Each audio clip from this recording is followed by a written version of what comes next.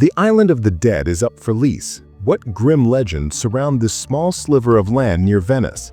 Whose cries do urban explorers claim to hear there at night?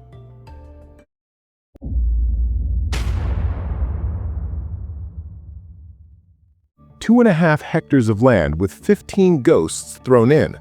A listing with this headline appeared on British real estate websites. Although, as the owner of Drake's Island, businessman Morgan Phillips jokes, it's not exactly immovable property. In fact, some of it is quite mobile.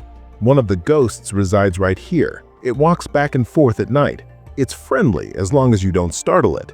That's why when the businessman goes down there, he always says, "Good day, Mr. Ghost, it's me." Of course, it's just a marketing ploy, say realtors.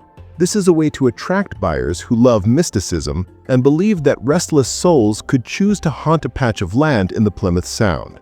That said, the place truly has a unique history, and it's for good reason that many in England call it a bloody one.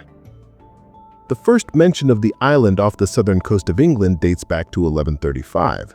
At that time, it was named after the Catholic Saint Michael, or Archangel Michael according to Orthodox tradition. A chapel dedicated to the saint had been built on it. Later, this chapel was renamed the Chapel of St. Nicholas, and the island took on that name as well. But in the 16th century, the island came to be known by the name of Francis Drake. He was a very famous 16th century corsair who made a huge contribution to England's rise as a great power. As the English themselves whispered, a saint was replaced by a murderer. Sir Francis Drake, historians say, was the most famous privateer of Queen Elizabeth I's era. In other words, a state-sanctioned pirate. In 1577, the monarch commissioned the corsair to organize an expedition to the west coast of America. The small galleon, the Golden Hind, set sail from this very island. Drake crossed the Pacific Ocean, which at the time was a zone of Spanish interest, and declared New Albion a territory of England. This is now the state of California. Along the way, he also plundered Spanish ships carrying Peruvian gold from the New World, greatly replenishing the English treasury. The income he brought in was around £500,000, at a time when England's entire annual revenue was £300,000. England's most successful privateers showed no mercy to the crews of merchant ships. For gold, he would kill even those who made no attempt to resist. For his incredible cruelty, the Spanish nicknamed Drake El Drac, the Dragon, a play on his surname. Elizabeth, however, was so impressed by the pirates' maritime exploits that she personally greeted the Golden Hind and its captain upon their return. He is one of the most ruthless pirates of that time. At one point, the Spanish crown offered a reward for his head and for the defeat of his fleet.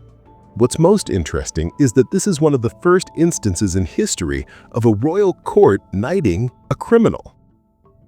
Soon, Francis Drake became a member of Parliament for Plymouth.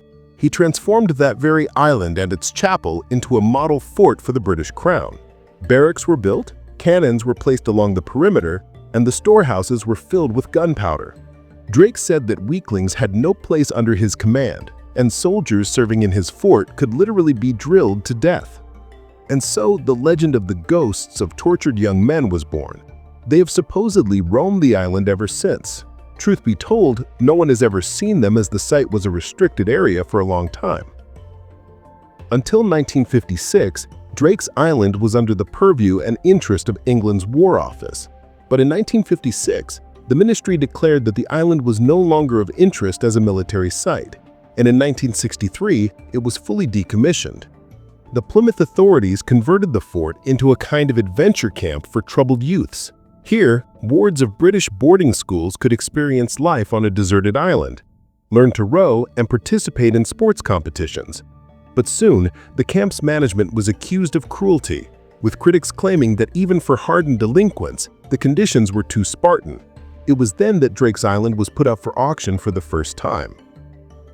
The interesting thing is that the island has remained in a somewhat untouched state. As part of the sale package, it comes with 16th century cast iron cannons, magnificent powder magazines from the same era, buildings, barracks for approximately 300 people, and a host of other structures. Journalists called the venture dubious and the bidders eccentrics. Who would even want an island with dilapidated buildings? But at the auction, a real bidding war broke out for the land in the Plymouth Sound. In the end, it came down to the chairman and owner of the local football club, Dan McCauley, and a well-known businessman from Cheshire. Dan McCauley emerged as the winner, acquiring the island for £384,000. As early as 2003, Dan McCauley presented his plans for the island's redevelopment. The rich man decided to convert the fort into a massive hotel and entertainment complex, complete with a helipad for affluent clients. Dan McCauley gathered all the necessary documents, commissioned a hotel design from England's top architects, and became entangled in bureaucratic red tape. For 17 years, officials gave the club owner the runaround.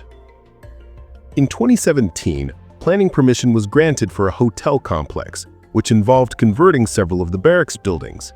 The result was to be 25 double rooms, 2 single rooms, a bar, a reception area, a spa, and a restaurant.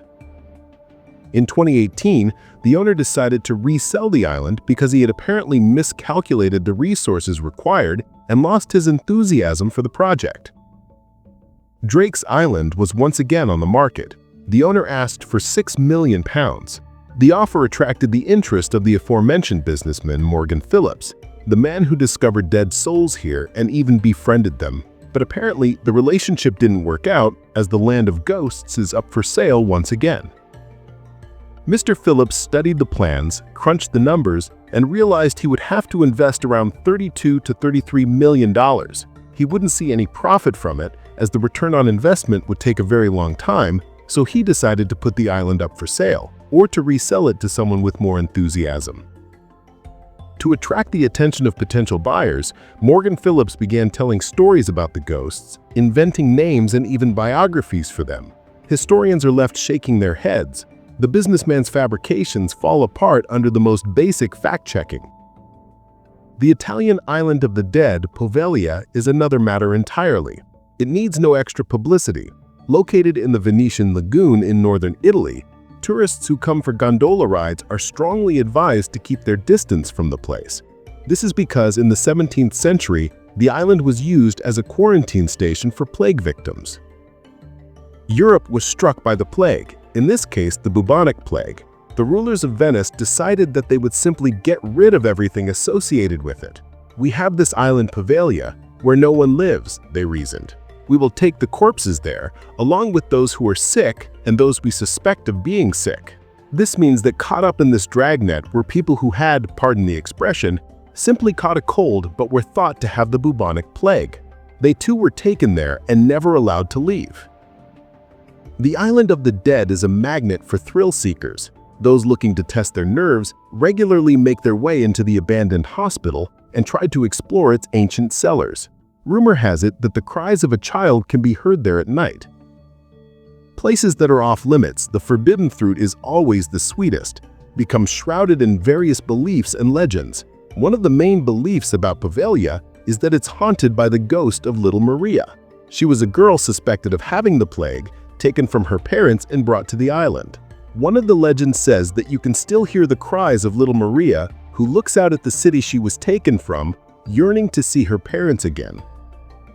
In the end, the Venetian authorities grew so tired of these tales that they decided to get rid of the island too, or rather to lease it out for 99 years for the construction of a luxury hotel.